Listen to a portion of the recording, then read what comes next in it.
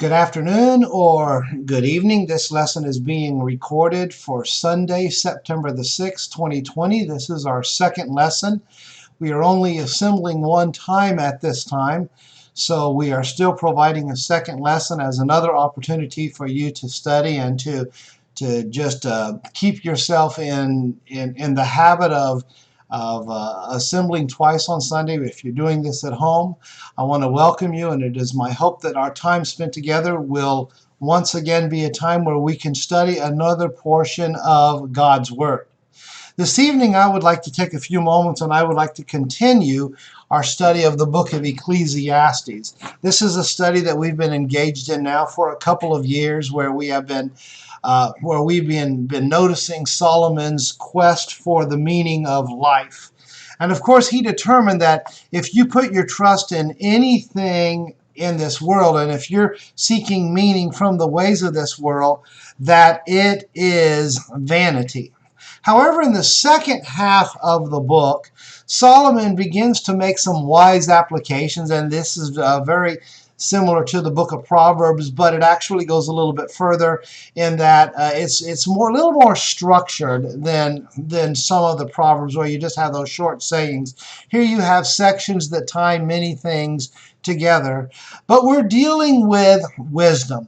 And Solomon is challenging us to live our lives with wisdom and to show how living a life of wisdom is better than living a life of foolishness. And we've devoted the past 3 or 4 lessons dealing with chapter 7, where we had this greater emphasis on wisdom in the book of Ecclesiastes.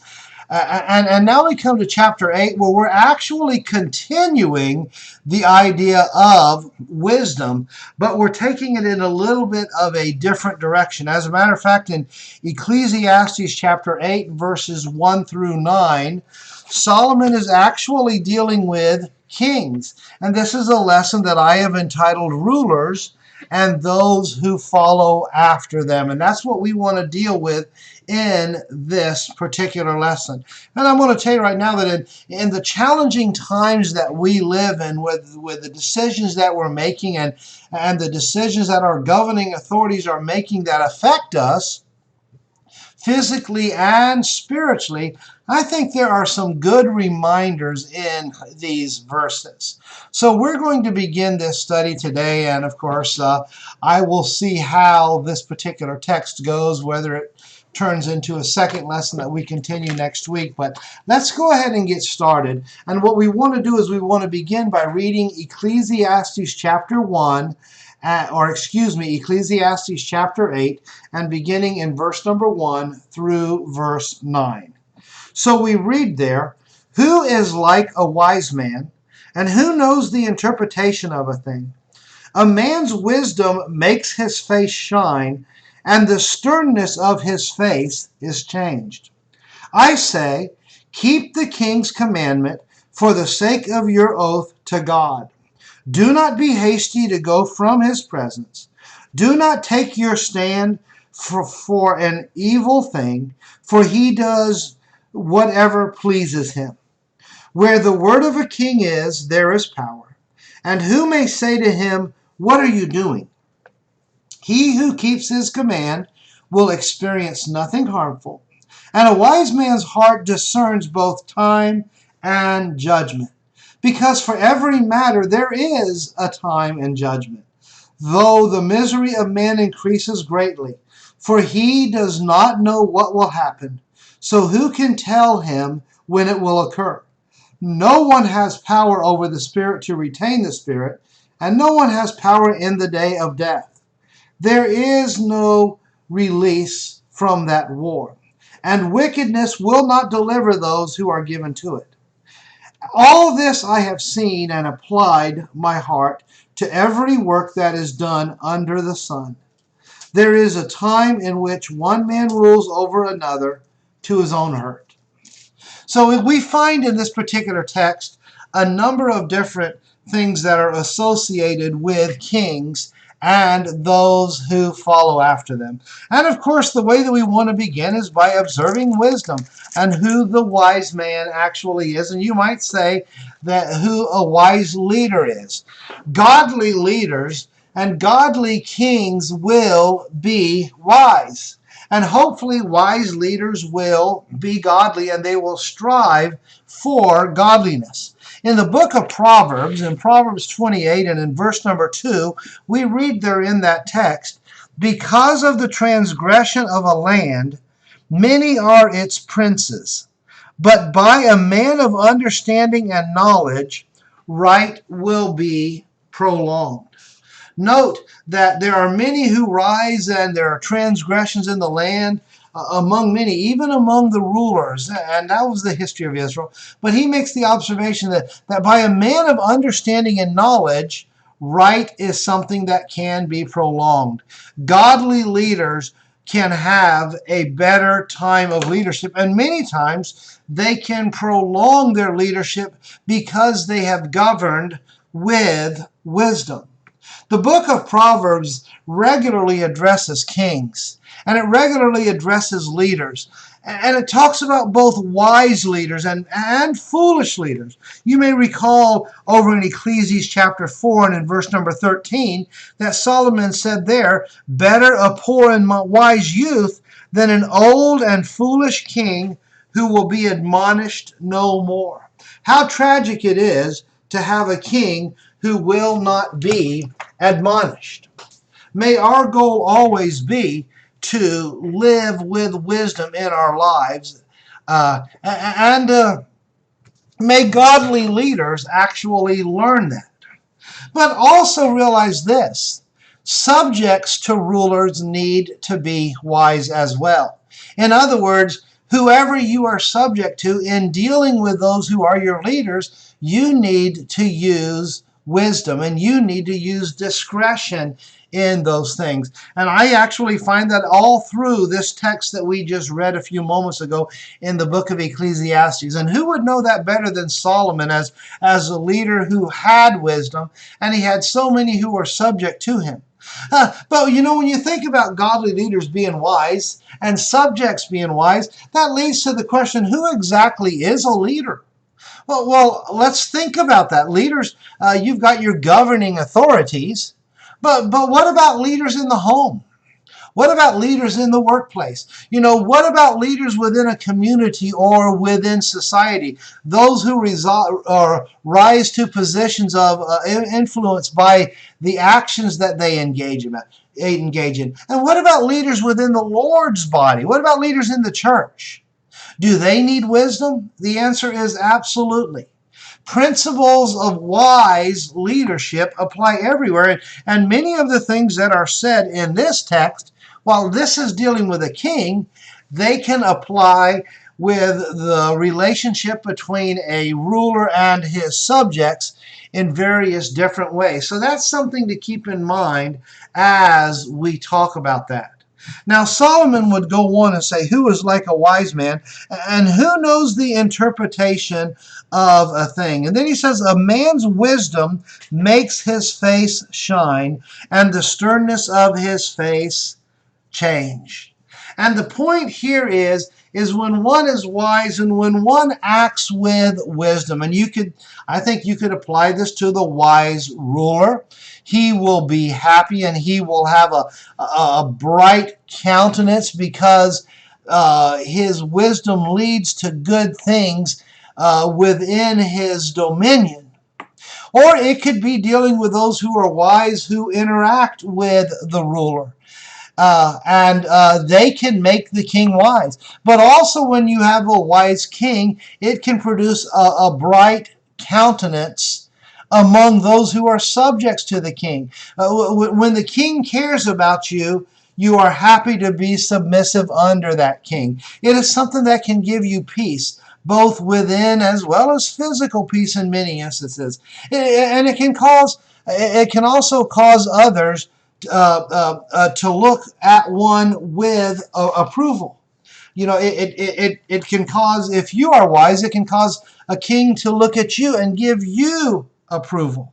You know, I'm reminded of Proverbs 14 and in verse 35 where you read there that a king's favor is toward a wise servant, but his wrath is against him who causes shame. And of course, that is the wise king. Those who act with wisdom toward him, he is going to appreciate what they have done. And so that's the point that Solomon makes in this particular text here.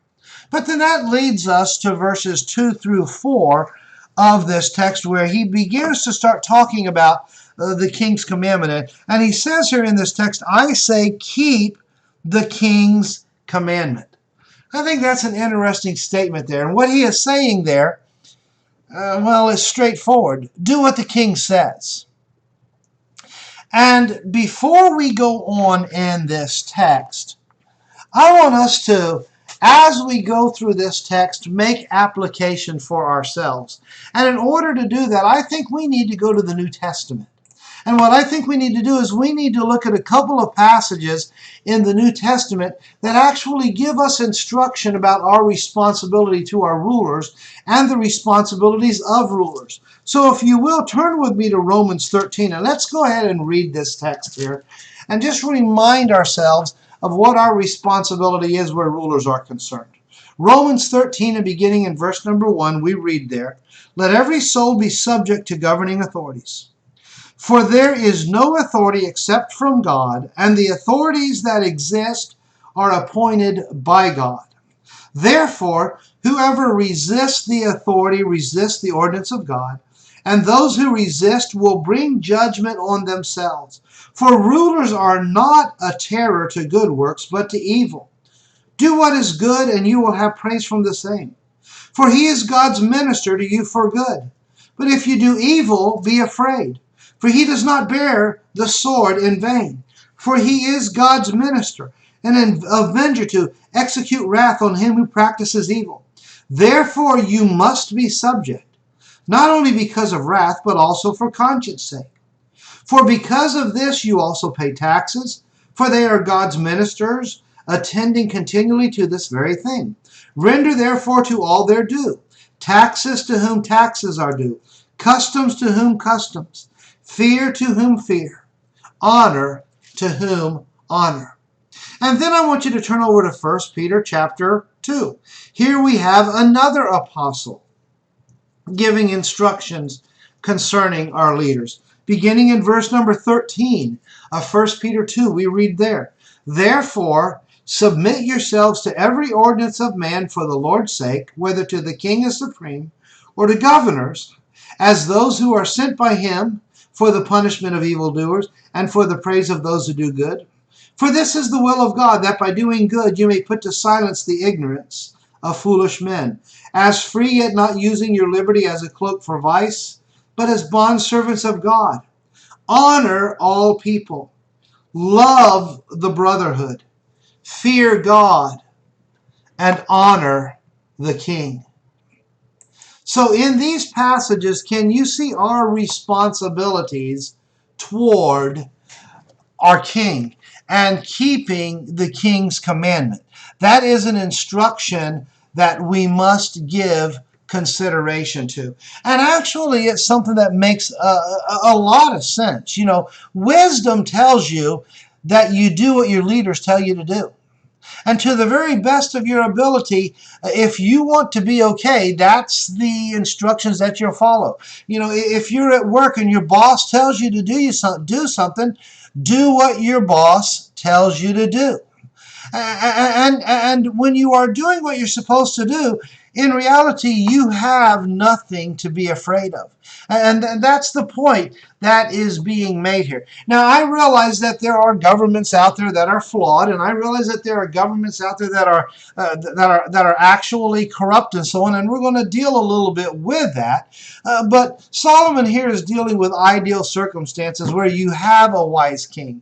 And I find that it is truly tragic when you find a government that allows lawlessness and allows anarchy to taint it as a government that will not deal with its evildoers the way that it ought to. As a matter of fact, in Ecclesiastes 8 and in verse 11, just a couple of verses beyond our text, you read there, because the sentence against an evil work is not executed speedily, therefore the hearts of the sons of men is fully set in them to do evil. When governments don't punish wickedness, more wickedness is going to abound. And how tragic it is. And history is just so full of examples of that. And I'm fearful that we don't have to look very far where we'll see that that is the case.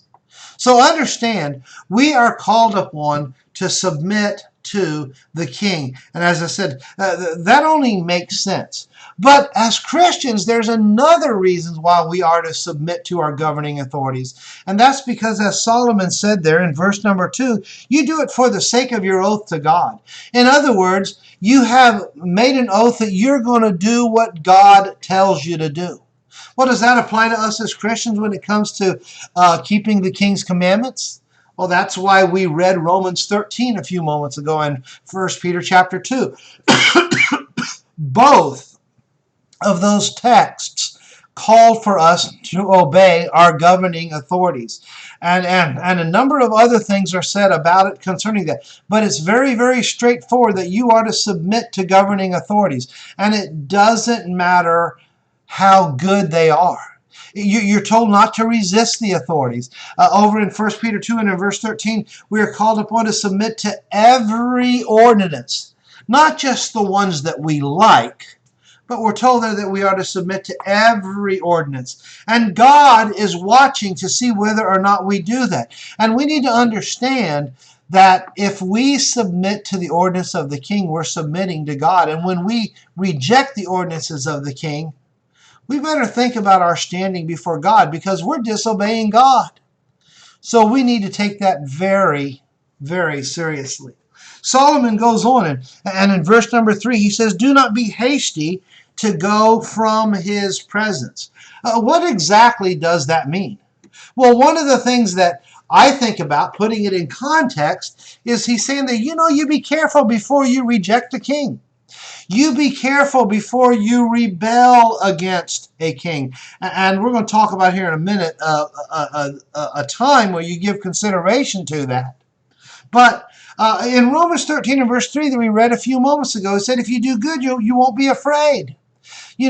Be careful, and you make sure that you do the absolute best of your ability to do what the king or a ruler tells you to do, whether it be a president, whether it be a mayor, whether it be the governor, whether it be your boss, or in a congregation, the elders of the congregation, or other leaders, whatever it might be, a parent within a household. You make sure you obey what they tell you to do. That's what God expects you to do. And don't be quick to rebel and to reject him for one reason or another. The New Testament, it was written during times of great hostility against God and Christians. And one of the things that we realize as we study Roman history, and you even read about it throughout the New Testament, that Christians were persecuted, oftentimes not just by the Jews, but by the Roman Empire. But in both cases, you had leaders who were rejecting Christians and setting out to persecute and to destroy Christians. And it is in these environments where Paul and Peter says, I want you to submit to governing authorities. And when you have an ungodly leadership, we still cannot ignore what God's word says in our text and in those texts we read in the New Testament. We're told over in 1 Timothy chapter 2, verses 1 and 2, that we are to pray for all men. Pray for those who are in authority, that we may lead a quiet and peaceable life. And don't forget, in both Romans 13:7 and in 1 Peter 2 and in verse 17, we are told there to honor the king.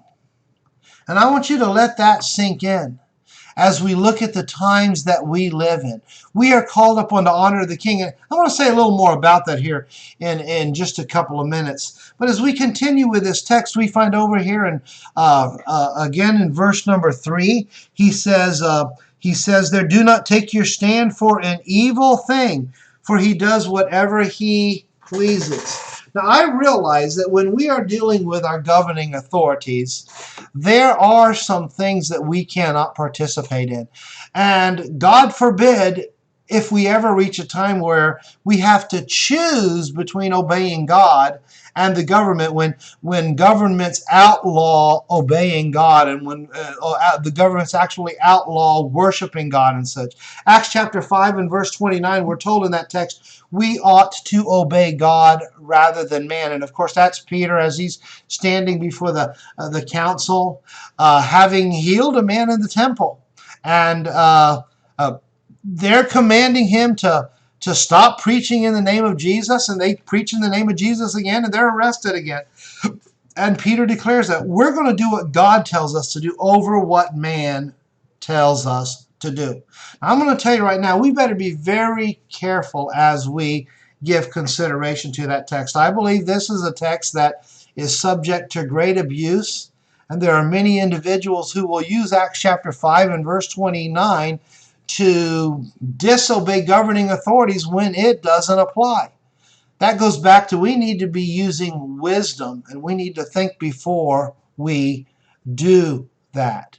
Because this is not about what we don't like. And it's not about some decision that you don't agree with.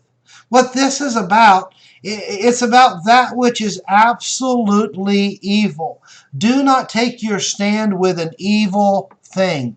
Don't be on the side of wickedness. That's the point, and that's the warning that is being given there. And that's when, as Peter said, we ought to obey God rather than man. So we do need to think about that. Well, we go on and we read in our text in verse number 4 that it says there that you don't take your stand with an evil thing, for he does what he pleases. And the point here is there are many leaders out there that they're wicked.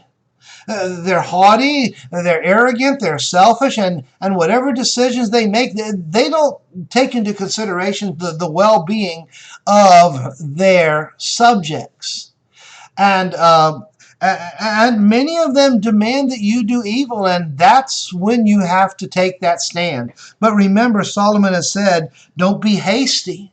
Don't be hasty to take a stand like that. Now realize that as Solomon is writing this, and as he observed the nations who were around him, and who knows, maybe Solomon was guilty of some of this himself. Kings were sovereign, and what that means is what they said went. I mean, they could do whatever they want. If you entered into the presence of the king and he didn't like you, he could have you executed on the spot. And that was true in many of the kingdoms back during that time. And I'm not saying that that's right or wrong, but the point is kings, what they said, it went. And you didn't have a choice to obey them or not. It was a dictatorship in many instances. And it was not uncommon for kings to absolutely abuse their power. Wicked kings are going to do what they please, so you be careful how you respond. I think that's the point that is being made. And similarly, and we need to think about this side of it too, and that is good rulers. They can do as they please as well. A good ruler can choose to be good. He can choose that he's going to use his sovereignty to accomplish good things. The difference between the good and the evil ruler is what they set out to accomplish, who they are thinking about. Good rulers, they can do as they please, but it's going to be the right thing. But nevertheless, leaders, they have power, and many of them use and or abuse that power to get what they want. And then Solomon goes on, and in verse 4, and I think that this is just building on that point, he says there, where the word of the king is, there is power. But it goes a step further, because what he is saying here is rulers have authority. And again, I want to remind us that rulers have authority. God said they have authority. Again, over there in Romans chapter 13 and in verse number 1, where Paul says you are to obey those who rule over you. He makes the point there, let every soul be subject to governing authorities, for there is no authority except from God, and the authorities that exist are appointed by God. And he goes on in verse 4, he is God's minister to you for good. He doesn't bear the sword in vain. He punishes evildoers, is the point that is made. And rulers have authority. So we need to realize that, and we need to respect that authority. And you might say we need to tread lightly, and we need to tread wisely as we are giving consideration to our leaders. Well, let's go on and develop that with the next thing that Solomon says here in verse 4. He says, who may say to him, what are you doing? I want you to think about that for a moment. What Solomon is saying, you better be careful before you question the king. And again, I remind you that if a king got angry with you, he could execute you on the spot back then. So you be careful in what you do. You be careful before you say, what are you doing? Now, there is a difference between good kings and wicked kings here. You know, the wicked king, he doesn't care what you think. And if you dare to challenge him, his answer is to get rid of you. He is self-willed. But a good king will listen. A good king is someone that will listen to rebuke, much in the same way that Nathan came to Samuel, to David. And he said, you are the man. David didn't become angry with Nathan. David got on his knees and repented. That's a good king versus an evil king who sets out to destroy the one who dares to tell him that he needs to change. Now, you know, I can't help but think of the society in which we live in. And again, I just want to ask this question. How respectful are we toward our leaders today? You know, how do we talk about our leaders? And if you have the opportunity to talk to your leaders, how do you talk to them? You know, I'm not looking forward to the next 2 months. We're living in a time where there is so much ugly speech. And you can pick a side, and one side is attacking the other, and both sides are attacking each other. And we're about to enter into in 2 months where our two candidates for president are going to be absolutely ugly with one another. Most of what they're going to say is going to be attacking their candidate. They're going to use name calling. They're going to be as hateful as they possibly can be. And I just simply ask, how is that showing respect for the office of the president? Or you could say the same thing for the office of a governor or a mayor or even somebody running for the school board or whatever it is. When we start name calling, what are you accomplishing by that rather than explaining what you're going to do? And how sad it is that we live in just this ugly environment around us where there's just so much disrespect. And I want us to think about something as Christians here. You know, we are blessed to live in a country where we have a right to criticize our leaders. That's actually built into our founding documents. We have a right to question them. We're supposed to be able to hold them accountable, and that's what the ballot box is supposed to be about. And understand that with freedom of speech, we can talk ugly about our president. We can talk ugly about our government. But let me ask you something. As a Christian, is that the right thing to do? As a Christian, is that a wise thing? As a Christian, trying to be an influence in society for good, is it going to accomplish good things? I want you to think about 1 Corinthians 10 and in verse number 23. 1 Corinthians 10 and in verse number 23. Paul in that particular text says this. He says there, all things are lawful for me, but not all things are helpful. All things are lawful for me, but not all things edify. Let No one seek his own, but each the other's well-being. I think we need to think about that as Christians. And one more. Turn over to Titus chapter 3 here for a minute. Titus chapter 3, verses 1 and 2. And I want you to notice what Paul says in this particular text here. He says, remind them to be subject to rulers and authorities, to obey, to be ready for every good work, to speak evil of no one, to be peaceable, gentle, showing all humility for all men, or to all men. We are to speak evil of no one. And I believe in that text, he's talking about the authorities. He's talking about your leaders. We read in Romans 13. We read in 1 Peter 2 that you're to honor the king. When we curse our president, when we curse our governor, are we honoring them? When we pass along hateful and ugly memes about our leaders, what are we saying about ourselves? Are we being wise as we do those things? I think that's something that we need to give a little more thought to. If we want to make the world around us a better place, are we going to get in the mud along with those who don't care about God, or are we going to do better than them? You know, think about this. You know, do we second guess the decisions of our leaders? Do we automatically assume the best or the worst based upon party affiliation? That is, you know, if the candidate is a part of your party, he can do or say no wrong. But if he's of the opposite party, he can do or say no right. Are we honest as we examine the decisions that are made? You know, do we give the benefit of the doubt that, you know what, maybe this decision isn't directly is not directly directed at me. Maybe they have something else in mind. Maybe they're concerned about something else, but it's a genuine concern.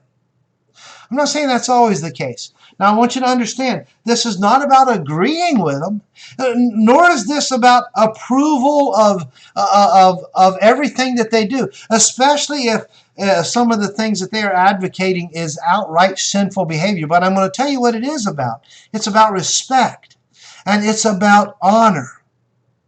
And that's what we need to do. So we need to be careful before we look at a king and we say to the king, what are you doing? So there you have some instructions on what it means to keep the king's commandment. Now, what happens when we keep the king's commandment? In verse number 5, you read there, he who keeps his command will experience nothing harmful. And a wise man discerns both time and judgment. He says you do what the king says, he's not going to get angry with you. Governments typically punish evildoers, and they either reward or protect, or they leave alone those who are obeying the law. I know, and again, I know there's exceptions to this, and history is filled with those types of things, but typically that's what you have in government. And that's the government that I believe Solomon is looking at here. He's looking at a government where you have a wise king who's trying to do the right thing, and you be careful of how you deal with them. You keep the king's command, and nothing bad's going to happen to you. It's just that simple. And then he goes on and he says, a wise man's heart discerns both time and judgment. You may recall as we began a little earlier in the book of Ecclesiastes, Ecclesiastes 3:1 said, to everything there is a season, a time for every purpose under heaven. There's a time for everything. And there's a time to speak up, and there's a time to be quiet. I think the Bible talks about that even in the New Testament. The wise man is somebody who will think, and somebody who will weigh his words before he responds to something, especially something that the king says. I think of over in Ephesians 5 and verse 15, see that you walk circumspectly, and the idea is you walk cautiously, or you walk wisely toward those who are outside. Jesus in Matthew 10 and verse 16 said, I send you out as sheep in the midst of wolves, therefore be wise as serpents and harmless as doves. And we need to keep that in mind. And Solomon is saying here, a wise man's heart, it thinks before it speaks. It discerns both time and judgment. It thinks about whether I ever need to say this in the first place, or it thinks about, you know what, maybe this is not the right time. Even with a wise leader, think about this. A wise leader, he wants to be corrected when he's wrong, but there's still a right time and a right way, and there's a wrong way to do it. So we need to keep that in mind. So I hope that in this lesson we've actually seen a few things that we can give consideration to here in our lives as Christians, and may we learn to respect the King. And I'm going to conclude this particular study next week, where we will look at the rest of this particular text, and depending on how far we get, we may actually go a couple of more verses beyond this. But as we continue to deal with kings, and thus, but as we look at this, my point that I want us to understand is rulers are ordained by God, and as such, we need to be praying for our rulers, and we need to treat them with honor, regardless of who they are. And if you don't like the man, respect the office, and show due honor and respect to the office. I think our society would be a whole lot better if we would be more willing to do those things. And we'll have more to say about this next week. But for now, I commend this lesson to you, and if you would please bow with me at this time. Our dear God and our Heavenly Father, once again we come to you, and once again we thank you for the abundance of our blessings. We are so thankful that we live in a free country where we can openly worship you. And even though we are dealing with difficult times where we are restricted in the way that we can worship you because of this pandemic that is ongoing, nevertheless, we are thankful that we can share your word publicly. And we pray that you will help us to always avail ourselves of that. Be with our leaders and give them wisdom and give them fear to make proper decisions that will honor you, and decisions that will be best for those over whom they have been entrusted with authority. And give us the wisdom to honor them the way that we ought to, and forgive us when we fall short in these matters. And as we go through the remainder of this day, and as we go through this week, as we go through the rest of this month and through this year, as we continue to deal with these trying times, help us to consider these things and keep them in mind as we strive to let our light shine in the midst of this dark world. We ask all these things through your Son's name, and amen. And as is always the case, I want to thank you for listening this afternoon, this evening, or whenever you are listening to this lesson. And may you consider these things. And may God be with you, and may you, with the decisions that you make the society around you just a little bit better. And until next time, farewell.